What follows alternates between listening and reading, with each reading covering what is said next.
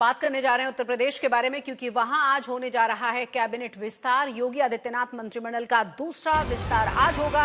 माना भी जा रहा है कि इस मंत्रिमंडल के विस्तार के जरिए बीजेपी अगले साल होने वाले विधानसभा चुनाव से पहले जातीय और क्षेत्रीय संतुलन को साधने की कोशिश करेगी।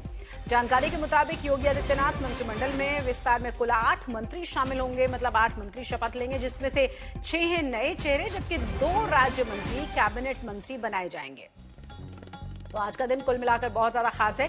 योगी मंत्रिमंडल में आज के लिए विस्तार में कुल 8 मंत्री शपथ लेने जा रहे हैं, जिसमें सोमेंद्र तोमर हैं, राज्य मंत्री से कैबिनेट मंत्री बनाए जाएंगे। और साथ ही साथ आपको बता दें कि अजीत पाल भी कैबिनेट मंत्री बनाए जाएंगे। वहीं अगर हम बाकी के 6 लोगों की बात करें, जिसमें नाम है हंसराज विश्वकर्मा का, कैलाश लोधी, कृष्णा पासवान, सुरेंद्र दिलेर, मनोज पांडे और भूपेंद्र चौधरी, आज वो मंत्री पद की शपथ लेंगे। আমি শুভেন্দু অধিকারী ঈশ্বরের নামে শপথ করিতেছি যে बंगाल में बीजेपी ने ऐतिहासिक जीत दर्ज की। पहली बार बीजेपी की सरकार बनी और अब पार्टी अपने अगले महामिशन में जुट गई है। मिशन है यूपी में जीत की हैट्रिक लगाकर इतिहास रचने का। जहां अगले विधानसभा चुनाव में बीजेपी की जीत के लिए रणनीति बनाई जा रही है, खाका तैयार किया जा रहा है और इसी कड़ी में आज यूपी में मंत्रिमंडल विस्तार हो रहा है।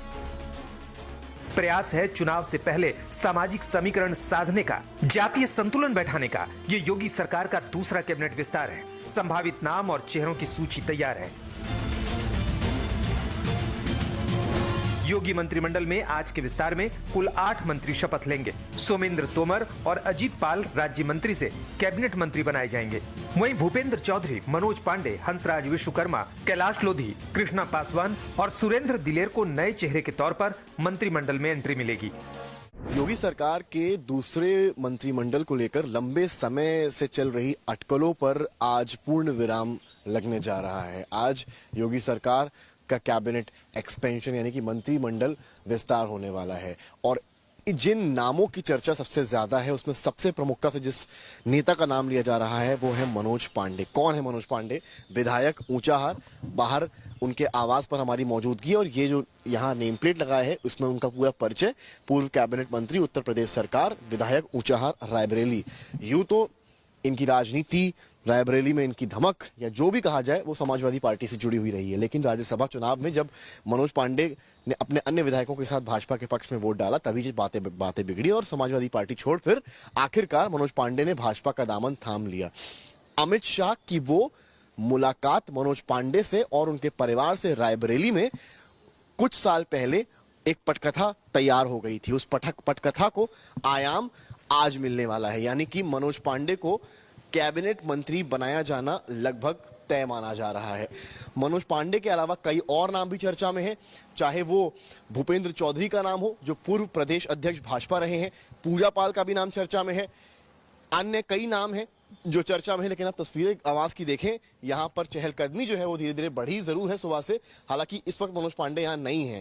भूपेंद्र चौधरी, मनोज पांडे, कृष्णा पासवान, पूजा पाल, सुरेंद्र दिलेर, हंसराज विश्वकर्मा, ये कुल 6 ऐसे नाम हैं जिनकी चर्चा सबसे अधिक है। कैबिनेट विस्तार के पहले ही यूपी में सियासी हलचल तेज हो गई है। सियासी बयानबाजी शुरू हो गई है। समाजवादी पार्टी के अध्यक्ष अखिलेश यादव ने कैबिनेट विस्तार पर तंज कसते हुए लिखा, दिल्ली से पर्ची आ गई क्या? सुना है यूपी में कैबिनेट का विस्तार हो रहा है, या यूं कहें कि मुख्यमंत्री जी की शक्ति का कटाव छटाव हो रहा है। जिनका मंत्रिमंडल है उनसे भी तो कोई पूछ ले। हमारी मांग है कि यूपी के मंत्रिमंडल विस्तार में महिलाओं को आरक्षण दिया जाए। देखिए, भारतीय जनता पार्टी सरकार के मंत्रिमंडल विस्तार का इंतजार केवल भाजपा के मंत्री, विधायक और भाजपा के लोग ही कर रहे हैं, क्योंकि जनता और पीढ़ी तो इंतजार कर रही चुनाव का कि कब चुनाव हो और ऐसी अन्याय करने वाली सरकार जाए जिसने पिछड़ों का हक खाया, आरक्षण खाया, दलितों को अपमानित किया, अल्पसंख्यकों पे अत्याचार किया, गरीब किसान के घरों को बुलडोजर से गिराने का काम किया। उत्तर प्रदेश में महिला सुरक्षा की बड़ी बड़ी बातें की, लेकिन महिलाओं को कोई सुरक्षा नहीं मिली।